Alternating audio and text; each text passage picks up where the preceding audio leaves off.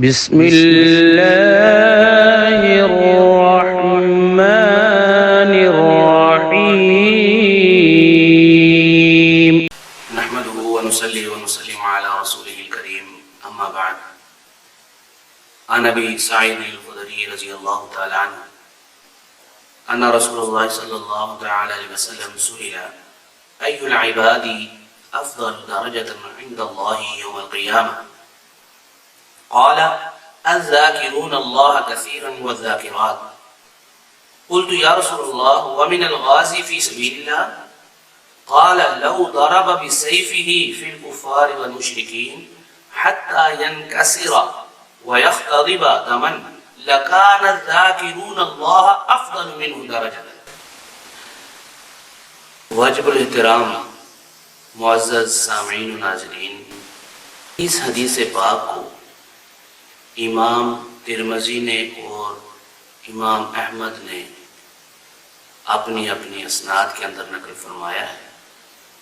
حضرت ابو سعید خدری رضی اللہ تعالیٰ عنہ سے روایت ہے، فرماتے ہیں کہ حضور نبی کریم صلی اللہ تعالیٰ علیہ وسلم سے پوچھا گیا، سوال کیا گیا، دریافت کیا گیا، یا رسول اللہ صلی اللہ علیہ وسلم، کون سے لوگ قیامت کے دن اللہ کے ہاں افضل درجہ میں ہوں گے؟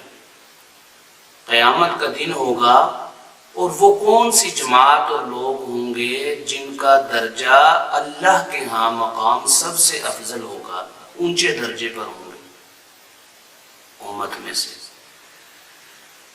تو آقا دو جہاں صلی اللہ تعالی علیہ وسلم نے ارشاد فرمایا، جو کثرت سے اللہ کا ذکر کرنے والے مرد اور ذکر کرنے والی عورتیں، دنیا کے اندر جو اپنی حیات کے اندر، زندگی کے اندر، جنہوں نے اپنی زندگی اللہ کے ذکر کے اندر بسر کی ہے، مرد ہوں یا عورت ہوں، فرمایا اللہ کے ہاں وہ ان کا مقام اور مرتبہ قیامت کے دن بہت بلند ہوگا.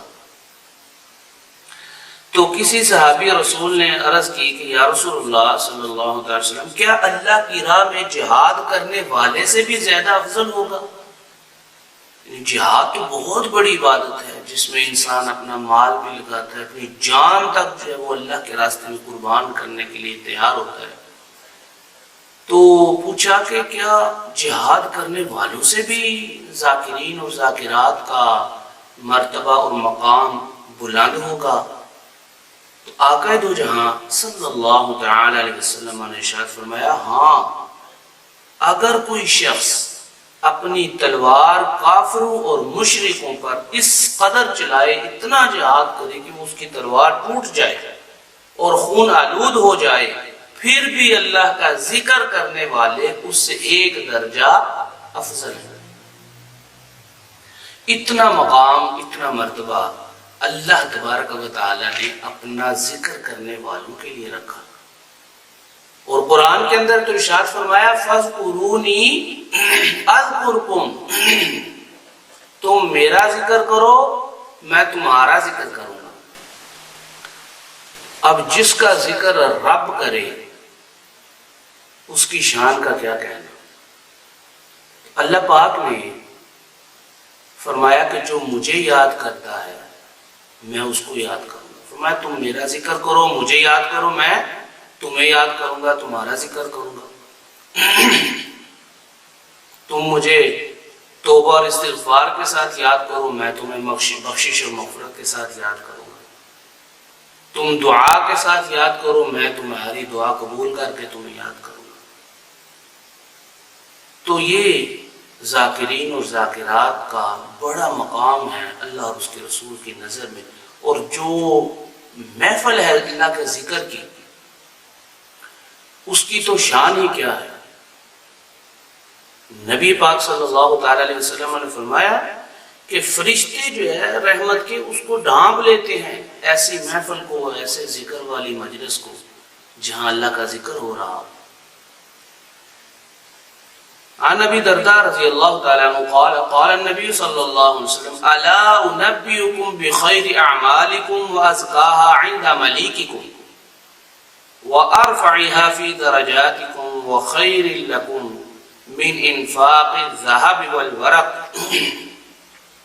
وَخَيْرٌ لَكُم مِّنْ أَن تَلْقَوْا عَدُوَّكُمْ فَتَضْرِبُوا أَعْنَاقَهُمْ وَيَضْرِبُوا أَعْنَاقَكُمْ قالوا بلى قال ذكر الله تعالى قال معاذ بن جبل ما شيء أنجى من عذاب الله من ذكر الله.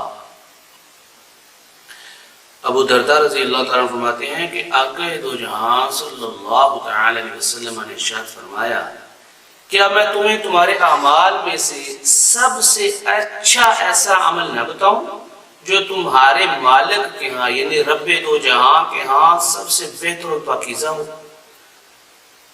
اور تمہارے درجات میں سب سے بلند ہو، تمہارے سونے اور چاندی کی خیرات سے بھی افضل ہو، وہ تمہارے دشمن کا سامنا کرنے یعنی جہاد کرنے کافر اور مشرکوں کے ساتھ لڑائی کرنے سے بھی افضل ہو، درا حال ہے کہ تم انہیں قتل کرو اور وہ تمہیں قتل کریں، یعنی جہاد سے بھی افضل عمل میں تمہیں نہ بتاؤں؟ قالوا بلا، صحابہ نے عرض کیا کیوں نہیں یا رسول اللہ، عرض کی بتائیے فرمائیے. تو آپ نے ارشاد فرمایا وہ عمل جو سارے اعمال سے افضل ہے، جو سونا اور چاندی خیرات اور صدقہ کرنے سے بھی افضل ہے، جہاد فی سبیل اللہ سے بھی افضل ہے. فرمایا وہ عمل ذکر اللہ، اللہ کا ذکر ہے. حضرت معاذ رضی اللہ تعالیٰ عنہ نے فرمایا کہ ذکر الہی سے بڑھ کر ایسی کوئی چیز نہیں جو عذاب الہی سے نجات دینے والی.